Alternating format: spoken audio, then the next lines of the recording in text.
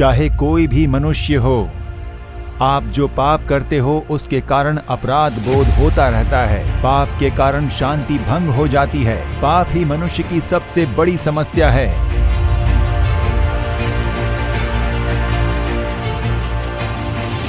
आप अगर अपने पापों को मानकर मन नहीं फिराते हो तो फिर आप कितने भी प्रायश्चित कर लो, कितने भी दान धर्म कर लीजिए, पाप की क्षमा नहीं मिलेगी। वो पाप लगातार आपका पीछा करेगा।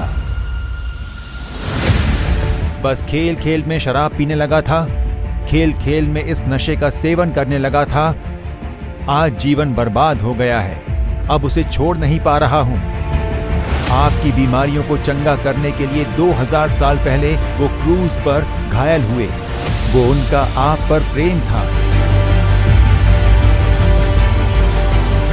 आपके परिवार का शाप पीढ़ी दर पीढ़ी चलते आने वाले शाप को पूरी तरह से बदलकर आपको आशीष से भरने के लिए वो क्रूज पर शाप बने, ऐसा बाइबल कहता है। आपकी बीमारी को चंगा करने के लिए उन्होंने अपने शरीर पर घाव को सहा। क्या अपने जीवन में असफलता का अनुभव करते हुए आप यहां पर आए हो? प्रभु यीशु कहते हैं आज आपका शोक आनंद में बदल जाएगा।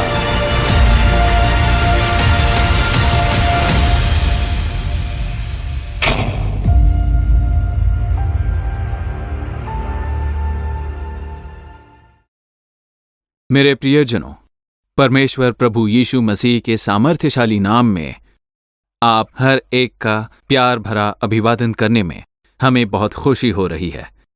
आज का दिन परमेश्वर ने अद्भुत पर्व नाम के दिन के रूप में हमें दिया है। इस अद्भुत पर्व कार्यक्रम के आयोजन करने की इच्छा परमेश्वर की है, जिन्होंने पिछले 1 साल से अधिक समय तक हमें चलाया है।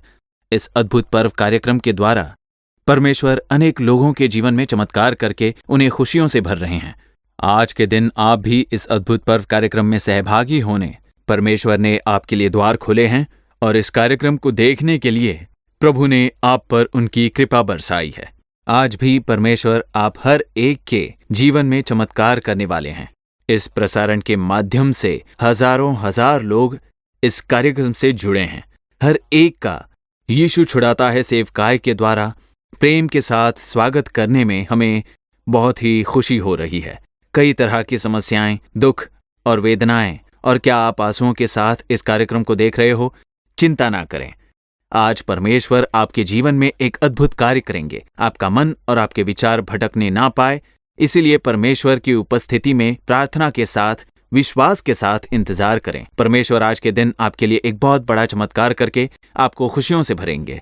परिवार के साथ आप कार्यक्रम से जुड़िए और अपनी बाइबल के साथ आइए। परमेश्वर के वचन का ध्यान करते समय आप भी जब बाइबल खोलकर उसका ध्यान करेंगे तब प्रभु वचन के द्वारा आपसे बातें करेंगे। इसीलिए परिवार के साथ बाइबल ले आकर परमेश्वर की उपस्थिति में इंतजार कीजिए।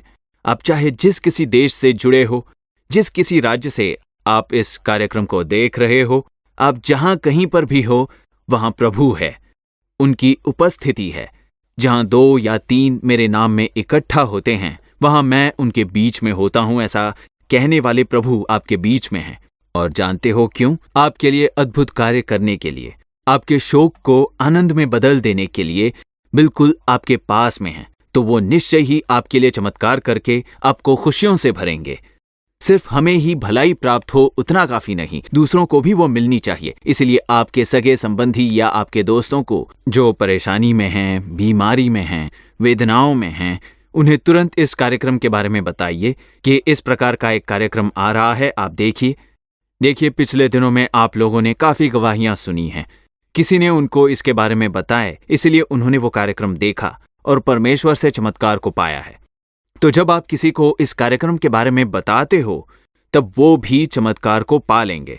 तो अभी आप अपना मोबाइल उठाकर दूसरों को भी इस कार्यक्रम के बारे में जानकारी दीजिए और उन्हें इसे देखने में उत्साहित कीजिए। प्रभु उनके लिए भी चमत्कार करेंगे और उन्हें खुशियों से भरेंगे। खास करके ऐसे कई भाई बहन जो मसीही नहीं हैं, वो हमारे कार्यक्रम को देख रहे हैं। आपके लिए हम प्रभु की स्तुति कर रहे हैं। परमेश्वर प्रभु यीशु मसीह आपसे बहुत प्रेम करते हैं और वही आपके भी प्रभु हैं।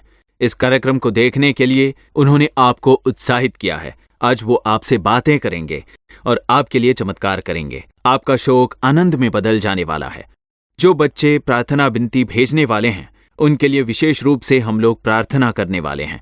अगर आप फोन करके हमें वो बताना चाहते हैं तो आप हमें इस नंबर पर फोन कर सकते हो। संपर्क के लिए जो नंबर है वो आपके स्क्रीन पर इस समय दिखाया जा रहा है, 04435454545। इस नंबर पर आप प्रार्थना विनती भेजिए। प्रभु के दास आपके लिए प्रार्थना करेंगे। ईमेल के द्वारा आप अपनी प्रार्थना विनती भेज सकते हो, goodnews@jesusredeems.org। इतना ही नहीं, व्हाट्सएप के द्वारा भी आप अपनी प्रार्थना विनती हम तक पहुंचा सकते हो। हमारा नंबर है 8111071000। इस नंबर पर संपर्क करके आप अपनी प्रार्थना विनतियां भेजिए। प्रभु सामर्थ्यशाली काम करेंगे। इस समय आज के इस कार्यक्रम पर पवित्र आत्मा की अगुवाई बने रहने के लिए 1 मिनट हमारी आंखों को बंद करके प्रार्थना करें। हमारे प्यारे पिता परमेश्वर, दिल की गहराई से हम आपको स्तुति देते हैं। परमेश्वर, हम आपको धन्यवाद देते हैं। हे प्रभु, आपके बच्चे आपकी उपस्थिति में आए हैं और आपसे एक चमत्कार की उम्मीद के इंतजार में हैं। परमेश्वर की उपस्थिति हर एक के घर के अंदर प्रवेश करने के लिए हम प्रार्थना करते हैं। जो कोई भी अलग अलग देशों से, अलग अलग स्थानों से इस कार्यक्रम से जुड़े हैं, उन पर आपकी महिमा उतरने दीजिए। आपकी उपस्थिति से उन्हें भर दीजिए। कार्यक्रम के हर एक भाग में अपने बच्चों के साथ आप बातें कीजिए, ऐसी हमारी प्रार्थना है। गीत का समय, गवाही का समय, संदेश का समय, प्रार्थना का समय, हर एक क्षण हम आपके हाथों में सौंपते हैं। आपके कोई भी बच्चों में से कोई भी खाली हाथ नहीं छूटना चाहिए। प्रभु, हर एक के जीवन में चमत्कार करके आप उन्हें खुश कीजिए। प्रभु, आप ऐसा करने वाले हो, उसके लिए धन्यवाद। बस आपके नाम की महिमा हो। प्रभु यीशु मसीह के नाम में प्रार्थना करते हैं हमारे अच्छे पिता, आमीन। प्यारे परमेश्वर के लोगों, इस समय हम सब लोग मिलकर परमेश्वर की स्तुति का गीत गाएंगे। तब हमारे प्यारे भाई हमारे बीच आकर गीत के समय में अगुवाई करेंगे।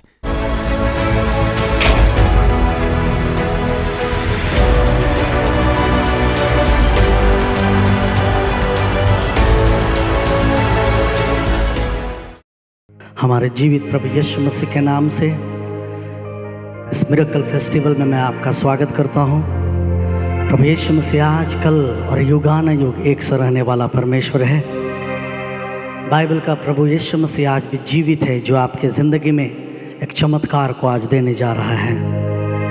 प्रभु यीशु मसीह की स्तुति हो, उसके नाम की महिमा हो। हालेलुया। आइए हमारे साथ मिल करके प्रभु यीशु मसीह की महिमा करें, उसकी स्तुति करें। आप जहाँ से भी इस प्रोग्राम को देख रहे हैं, आप यकीन जानिए कि प्रभु यीशु मसीह आपके ज़िंदगी को छूने जा रहा है। प्रभु यीशु मसीह अद्भुत काम आपके ज़िंदगी में करने जा रहा है। प्रभु आप सबों को बहुत आयत से आशीष देगा।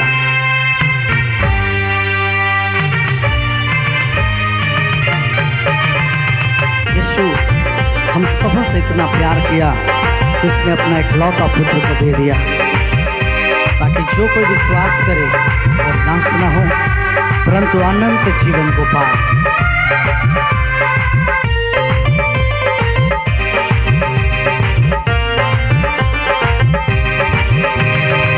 ओ मेरे दिल में यीशु आ गया, ओ मेरे दिल में यीशु आ गया, हो गया दीवाना यीशु का दीवाना, यीशु से मुझे प्यार हो गया, हो गया दीवाना यीशु का दीवाना, यीशु से मुझे प्यार हो गया।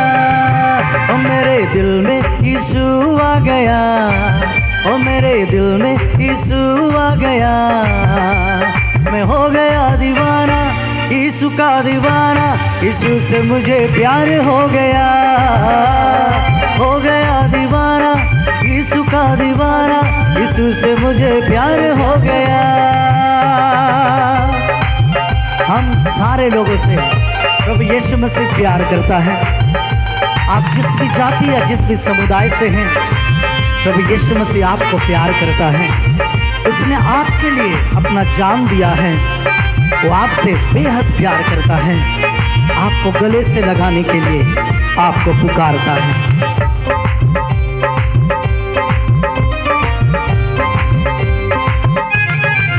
उन सारे लोगों से वो प्यार करता है, जो उसे ढूंढता है वो उसे पाता है। हम सारे लोगों से वो प्यार करता है, जो उसे ढूंढता है वो उसे पाता है। ओ मेरे दिल में यीशु आ गया, ओ मेरे दिल में यीशु आ गया। हो गया दीवाना यीशु का दीवाना, यीशु से मुझे प्यार हो गया। हो गया दीवाना यीशु का दीवाना, यीशु से मुझे प्यार हो गया। सबसे बड़ा खिलाड़ी प्रभु यीशु मसीह है, जिसने आपके गुनाहों को, मेरे गुनाहों को कलवरी क्रूस के ऊपर में उठा लिया। जिस क्रूस में मुझे मरना था, जो दुख आपको उठानी थी, उस दुख को यीशु ने क्रूस पे उठा लिया। सबसे बड़ा खिलाड़ी वो मेरा यीशु है, उसके सिवा ना कोई दूजा है। सबसे बड़ा खिलाड़ी वो मेरा यीशु है, उसके सिवा ना कोई दूजा है। ओ मेरे दिल में यीशु आ गया, ओ मेरे दिल में यीशु आ गया। मैं हो गया दीवाना यीशु का दीवाना, यीशु से मुझे प्यार हो गया। हो गया दीवाना यीशु का दीवाना, यीशु से मुझे प्यार हो गया। ओ मेरे दिल में यीशु आ गया, ओ मेरे दिल में यीशु आ गया। हो गया दीवाना यीशु का दीवाना, यीशु से मुझे प्यार हो गया। हो गया दीवाना यीशु का दीवाना, यीशु से मुझे प्यार हो गया। हमारा यीशु इतना अद्भुत प्यार सारे जगत से किया कि हम उसके प्यार के दीवाने हैं। आज इस दुनिया में लाखों करोड़ों लोग प्रभु यीशु के प्यार को जान करके उसके दीवाने हो गए। आप जहाँ से इस प्रोग्राम को सुन रहे हैं, मैं आपसे कहना चाहता हूँ, यीशु के गहरे और सच्चे प्यार को आइए पहचान ले और उसके दीवाने हो जाएं।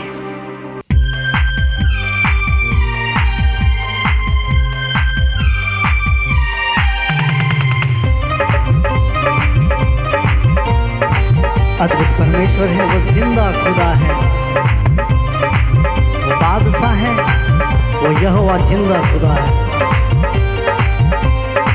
Hallelujah hallelujah hallelujah hallelujah. मेरा यहोवा है, मेरा यहोवा है, मेरा यहोवा, मेरा यहोवा यहोवा यहोवा यहोवा यहोवा यहोवा यहोवा यहोवा यहोवा यहोवा यहोवा यहोवा यहोवा यहोवा यहोवा यहोवा यहोवा जिंदा खुदा, वो हमारा बादशाह। यहोवा जिंदा खुदा, वो हमारा बादशाह, जो मसीह में मुजस्सम हुआ। यहोवा यहोवा यहोवा यहोवा, वो यहोवा सम्मा है, वो हमारे साथ साथ रहता है। उसका नाम यहोवा सम्मा है, वो आपके साथ रहता है। वो यहोवा आला है, आपका चौपान आपके साथ साथ है। आइए प्रभु की स्तुति, उसकी महिमा करें। वो अद्भुत युक्ति करने वाला परमेश्वर है।